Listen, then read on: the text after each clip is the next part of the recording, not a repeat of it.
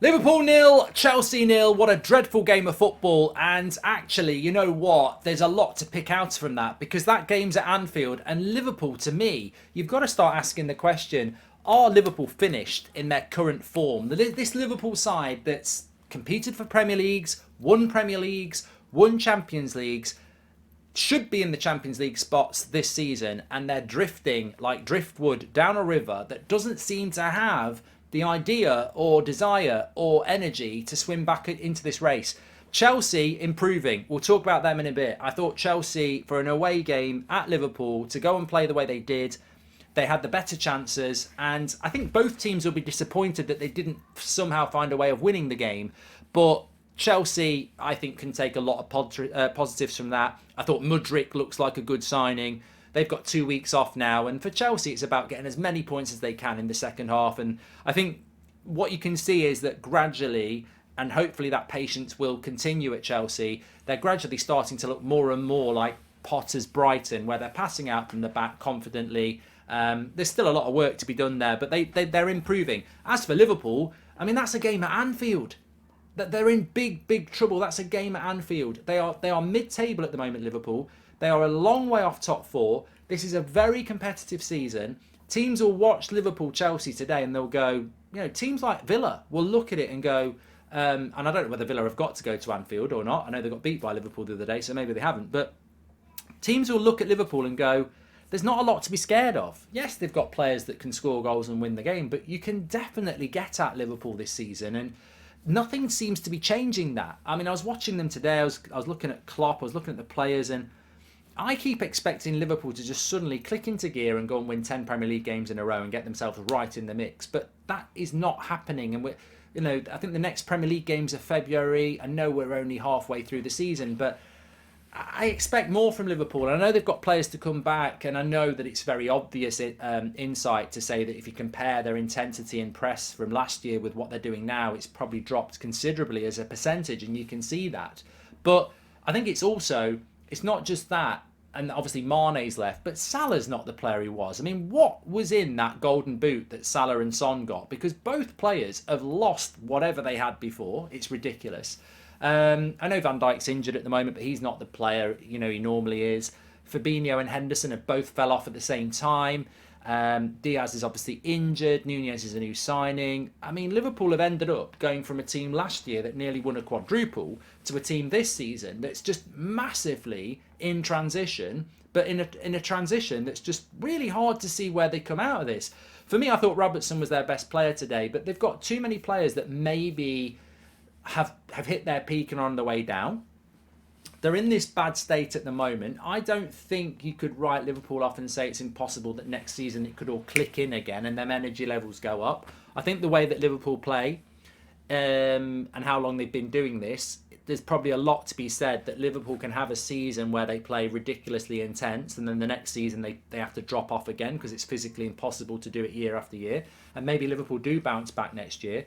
But bounce back into what? Bounce back into potentially Europa League football. Bounce back in, and also, as I say, these players will be a year older. So I think it's an intriguing thing as an outsider to see the Liverpool situation, and I would be alarmed if I was a Liverpool fan as to what the next step is going to be. Obviously, the exciting thing for Liverpool is that you could almost potentially write a season off if you get rich owners who come in and go, well, suddenly we're at the top table now where we can compete against the Man Cities and the Chelseas and the Newcastles for big players, and we go again, and that might be quite exciting. But do you want to be in that position where you're writing a season off? I mean, I've been in that situation with United, and it's very frustrating to be writing a season off half the way through. And I still believe that Liverpool have got more gears and players that they should be able to go through a phase at the moment where they grind out a few wins, keep themselves in the race, and then as the season goes on and you get players back, you finish the season strongly and still end up getting top four. And that's what I've always expected would happen with Liverpool. But I just don't see much of an identity. I don't see much of a rhythm. Their chances are not good chances. Like, I don't remember a clear-cut chance for Liverpool today at Anfield against the Chelsea side, which is also very much low on confidence. For large proportions of that game, it felt like it was a Stamford Bridge game, especially in the first half. It felt like Chelsea were the better side, and Chelsea certainly had the better chances. So in some ways, a point's not a bad point for Liverpool, but it is a bad point when you look at the league, and you're getting to that point now where if you don't start to find wins, you are going to end up just writing a season off. And yeah, both teams are in the Champions League, but do Liverpool look like a team that can really win the Champions League at the moment? And again, that sort of proves my point. I still think Liverpool are capable of going on a great run and getting top four. I still think Liverpool are a dangerous team in the Champions League, but they're not showing any hint of becoming that team. You know, I think we're all thinking at some point Liverpool are going to go, there's the real Liverpool, now they're dangerous. But they don't look like that, and they don't look like they're getting close to that. They still look like a team that you can get at in the midfield. They still look like a team you can get at their defence. And I would argue that Alisson's probably been their best player this season. So I don't know what is going on at Liverpool. It's not my job to know what's going on at Liverpool, but they certainly don't look very good. And that is one of the most surprising performances I've seen at Anfield again for Liverpool in a game they needed to win against the Chelsea side that, you know, are vulnerable, that Chelsea were the better side for large proportions of that game.